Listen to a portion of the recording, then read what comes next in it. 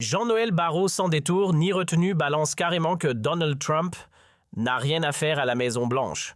Rien que ça. Mais qui lui a donné la confiance de s'attaquer frontalement à celui qui incarne la puissance mondiale. La réponse de Trump ne traîne pas dehors. L'effet est immédiat, tout le monde tombe de sa chaise. Restez bien accrochés, ce n'est que le début.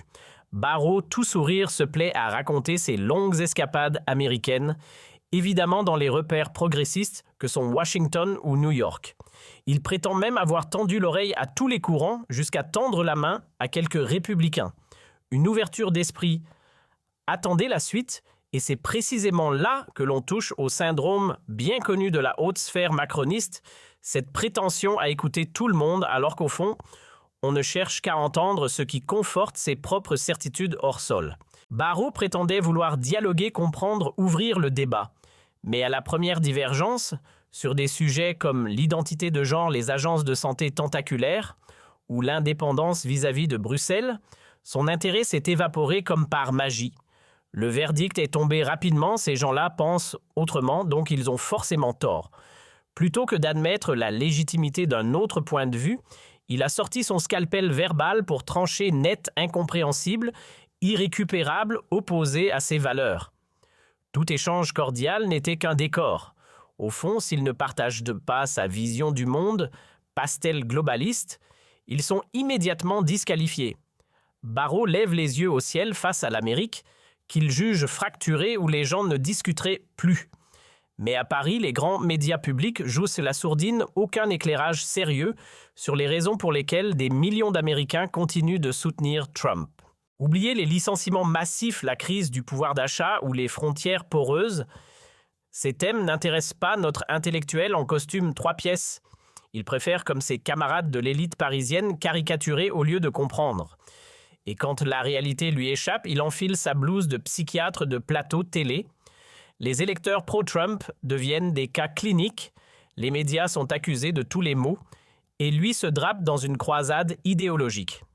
Trump, un danger public raciste, semeur de haine, point final.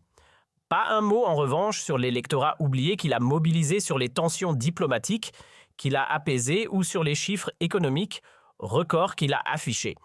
Ce que Barrot ne peut intégrer dans sa narration, il le gomme soigneusement. En ce début de mois, une simple signature présidentielle a suffi pour faire trembler la scène internationale. Donald Trump, fidèle à son style, a dégainé un décret migratoire aussi sec qu'un couperet. Officiellement, c'est une question de sécurité, trop peu de coopération-surveillance défaillante, menace terroriste en embuscade. Mais ce n'est pas ce qui affole les éditorialistes. Ce qui fait la une, c'est cette petite ligne passée presque inaperçue les portes des États-Unis, se ferme désormais aussi aux élus européens. Oui, même à nos chers représentants français. Et là, le message américain ne laisse place à aucune ambiguïté, fini les leçons de morale de ceux qui bâillonnent l'opposition, tout en prêchant la démocratie. Le nom qui cristallise cette décision, Jean-Noël Barrot. Ex-ministre des Affaires européennes, bras droit zélé du gouvernement macroniste. Pourquoi lui? Des proches de Trump comme Marco Rubio ou J.V. expliquent qu'il s'est disqualifié tout seul à force de lois liberticides et de politiques jugées hostiles à la liberté d'expression. Une exclusion qui sonne comme un avertissement. Aux yeux de Washington, le cas Barrot est clair. Museler la parole libre, marginaliser l'opposition et faire pression sur les géants du numérique, c'est un combo gagnant pour se faire blacklister. Les lois françaises sur le contrôle des plateformes, tout comme le fameux Digital Services Act européen, sont perçues là-bas comme des outils de censure déguisés. Et la France, dans tout ça, l'Hexagone, donne des leçons sur les droits fondamentaux, mais chez elle, près d'un citoyen sur 2 estime ne plus pouvoir s'exprimer librement. L'ironie est délicieuse. Mais pendant que Paris joue les sourds, Washington lui répond coup pour coup. Ce que Trump ne supporte pas surtout, ce sont les hypocrites déguisés en démocrates, ceux qui posent en défenseurs de la liberté tout en traquant les opposants, en criminalisant les manifestants ou en installant la surveillance de masse à grands coups de moraline. Et le plus savoureux Barrot confie que bien des élus de son camp pensent comme lui, mais n'osent pas l'ouvrir. Traduction pensée unique, obligatoire, consigne de silence, et si tu sors du rang, t'es grillé. Voilà à quoi ressemble l'élite politique française d'aujourd'hui, rigide, verrouillée, incapable de tolérer la moindre dissonance. À la fin, le discours de Barrot n'est qu'une redite bien huilée du catéchisme politique français, sermonner les Américains, fustiger leur vote, se dédouaner de tout échec personnel, puis feindre l'étonnement quand le peuple se lasse, tourne le dos et choisit des alternatives comme le RN ou Trump. Pendant que Macron continue de réciter ses mantras sur l'amitié transatlantique, Washington lui envoie un message limpide: cette élite parisienne, elle ne pèse rien, moins que rien. Et Barrot, dans tout ça, il rêvait d'une entrée triomphale dans les cercles de pouvoir américains. Résultat, un camouflet monumental. Celui qui jadis s'affichait fier de ses positions polémiques s'est vu relégué au rang de figurant. Lors de son déplacement officiel aux États-Unis en août, pas de photo, pas d'invitation à la Maison-Blanche, pas même un sourire de Pence ou de Rubio. Personne ne voulait être vu en sa compagnie. À la place, c'est Jake Sullivan, un sous-secrétaire au Trésor, qui lui sert de contact, autrement dit un placard doré. Voilà ce que l'Amérique de Trump appelle traitement diplomatique. Une humiliation millimétrée assumée, presque pédagogique. Plutôt que de faire profil bas, de reconnaître ses erreurs ou, soyons fous, de s'excuser, Barrot choisit l'offensive. Micro tendu, caméra braqué, investisseur devant lui, il enchaîne les grandes tirades autosatisfaites sur la supériorité française et les vertus du multilatéralisme. Dans sa version du monde, Paris serait l'alternative éclairée à l'Amérique de Trump. Plus de normes, plus de paperasse et bien sûr plus de surveillance. Pendant que Trump libère l'économie en allégeant les impôts et en sabrant les règlements inutiles pour dynamiser la classe moyenne, Barrot lui propose l'inverse. Une France plus lente, plus contrôlée, plus étouffante. Et après ça, il tombe des nues quand personne ne le prend au sérieux à DC. Attendez, ce n'est pas fini. Son show médiatique n'a pas seulement agacé, il a attiré l'attention des services secrets. Résultat, contrôle de sécurité fouille, administrative, vérification de visa. Et là, la question devient gênante, a-t-il même le droit de rester sur le sol américain? Le décret de Trump est limpide, toute figure liée à un passé extrémiste ou anticonstitutionnel peut être expulsée sans détour. Et dans ce portrait robot, Barrot coche toutes les cases.